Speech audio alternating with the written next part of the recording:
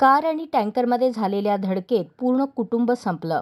वर्ध्याच्या समुद्रपूर तालुक्यातील मांडगाव येथून आपल्या कुटुंबासह वर्ध्याकडे कारने येत असलेल्या पोलीस कर्मचाऱ्याच्या गाडीचा अपघात झाला. यात चौघांचा मृत्यू झाला. मंगळवारी मध्यरात्री हा भीषण अपघात झाला आहे. मिळालेल्या माहितीनुसार पोलीस कर्मचारी प्रशांत वैद्य हे आपल्या कुटुंबासह रामनवमीच्या कार्यक्रमात सहभागी होण्याकरता कुटुंबासोबत गेले होते. कार्यक्रम आटपून परत येत असताना हा अपघात झाला. रस्त्यावर रानडुक्कर आडवे आल्याने तरोडा गावाजवळ वैद्य यांची कार अनियंत्रित झाली. त्यामुळे समोरून येणाऱ्या डिझेल टँकरला कार धडकली. या अपघातात प्रशांत, त्यांची पत्नी प्रियांका, मुलगा 3 वर्ष आणि यांचा जागीच मृत्यू झाला, तर मुलगी 5 वर्ष हिचा उपचारादरम्यान मृत्यू झाल्याची माहिती समोर येत आहे. अपघातात हसते खेळते कुटुंब संपल्याने हळहळ व्यक्त होत आहे.